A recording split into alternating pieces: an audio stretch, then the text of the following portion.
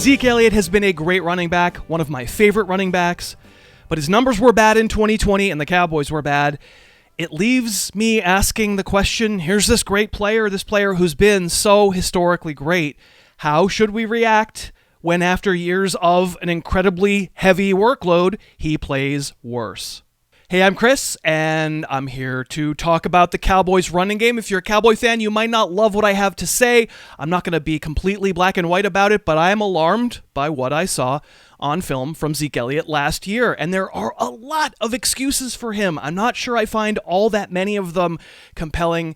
I will talk about that too. We will watch some plays. I want to remind you, please do subscribe. It helps the channel a lot. If you just click that little button, you get notified when we do a new video, and it really does help our business a little bit. So you know what the excuses were. You know, what was Zeke supposed to do? Dak Prescott got hurt. Man, Andy Dalton isn't good. Defense is just keyed on Elliott. There was never any room for him to run. Don't you remember all the plays where he just got stuffed and things were hopeless? Well, of course, we're showing you some of those plays. There is truth to that. Of course, you know, we prefer that the better quarterback is in there to make our offense run better overall for our running back. Though I could ask, isn't your superstar running back supposed to be the one who picks you up when your quarterback gets hurt?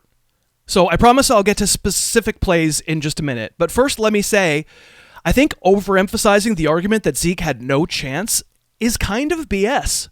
All right, so not every play where you're facing a light box, where you have 7 men in the box, is created equal. But the idea that Elliott always had the entire defense keying on him at all times, I mean, it just was not true.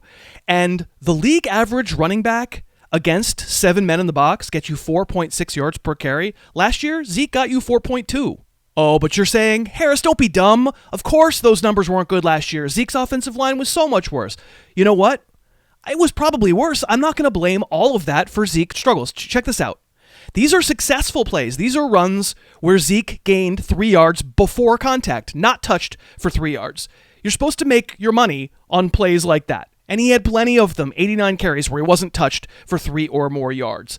The league average running back gained 8.9 yards per carry on plays where they weren't touched for 3 yards.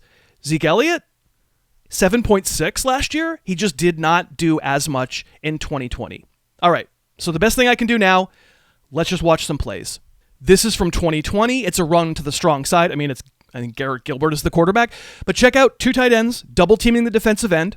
And Elliott sees it, and he cuts to his right. And then, okay, we have a confrontation. We're about to with corner Mike Hilton. In Zeke Elliott's world, Mike Hilton is here. He wins this. He's winning this his entire life in the NFL. He's cutting hard and make the guy miss, or he runs over him.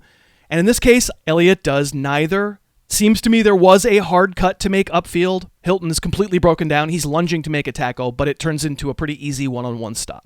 Compare this to a couple of years ago. The Buccaneers show blitz. The Cowboys bring in an extra guy, kind of like that same 2 tight end set we saw a moment ago. And the blockers again will do their job, and Elliott will see it again, and he'll cut to his right. And then it's a confrontation with another corner, Brent Grimes. I'm not telling you it's exactly the same play. I can't find exactly the same play. But what's Zeke Elliott going to do? Cut it up inside, run hard, smash over Brent Grimes, or jump cut to the outside and accelerate away completely? We are talking hard acceleration, just a couple of steps, and he already has Grimes grasping. It just looks different to me. A quick break to thank our sponsor and to get a little giggle down in the comments. Please do giggle down in the comments. We're sponsored by Manscape today, the world leaders in below-the-belt grooming. It's time to be accountable. What do they say? Precision tools for your family jewels? Don't be a hairy wildebeest down there. If you have a partner, it's just nice to be presentable, but you do not want to use the same razor on your face that you use down below your belt. That is where Manscaped comes in. I am one of the first people to use the Lawnmower 4.0. Sure, I make jokes about it, but seriously, as body hair trimmers go, the Lawnmower 4.0 is excellent. You'll have it forever. You'll be neat and tidy with the skin-safe technology that all Manscaped products come with. You'll never have to worry about injuring your boys or anything like that. It's a great gift idea. Also, you should probably just have one for yourself. And I can get you 20% off with free shipping when you go to manscaped.com and use the code HarrisTube. Use the right tools for the job. 20% off with free shipping. Manscaped.com. Use that code HarrisTube. Okay, let's get back to it. And, I'm trying to be fair here. I can't tell you for sure that the Zeke Elliott of 2 or 3 years ago would have made all the plays that Zeke didn't make last season. I'm just trying to go back and forth between older plays and newer plays and just show you why I have the impression that he himself wasn't the same guy last year. Let's keep looking at some plays. This run from 2019, I think it's a hallmark of the best version of Elliott. You can see the offensive line has done a good job. They've prevented penetration. They've stood up the Washington defensive line. They've given Elliott a chance to breathe. And what comes next? I want you to watch how fast this 230-pound human jumps to his right while never really losing speed. This is something big backs can't do. Bend his ankles like that. Get over. He gets over 10 feet just in the blink of an eye. Again, I can't show you exact equivalent plays, but I get a sense watching this one. So first of all, he's pressed the hole a little bit further and maybe seen the block. Number 77 gets there, the pulling tackle, and he sees it maybe a little late. But judging by the play we watched just a second ago, I kind of expect Zeke Elliott to be able to jump sideways and go. And listen, this is a better play by the defensive end. It's not a great block, but it's probably a less impressive lateral move by Zeke. If we watch it from above, I'm not going to argue this turns into a great block, but Zeke is also slower to make the jump cut. A few years ago against the Jags, I will stipulate, yup, this is better blocking than the last play. What I really wanted to pay attention to was what happens once Zeke is downfield. This run is over. This tackler has got him, and they're both sort of going to, drift gentlemanly out of bounds. But Elliott's thing his entire career has been leg power, and this kind of cut to just lose a guy, to decelerate and then reaccelerate, this is why I watched his film and said how good he is. This is 2019. Let's freeze the misdirection pitch back. At the moment, essentially Zeke has the ball all alone on the right side of the field with 2 Eagles defenders. Where's he going? Wow, there's he going. This level of creativity and change of direction, again, 230 pounds as one of the great power backs as well. This is why he was an all-around superstar. This is what we think of when we think of Zeke Elliott. So this is a run from 2020 last year. This play is not blocked well, and it is a good run. It is. It should be a short gain. Elliott makes one of his patented hop moves, avoids a guy.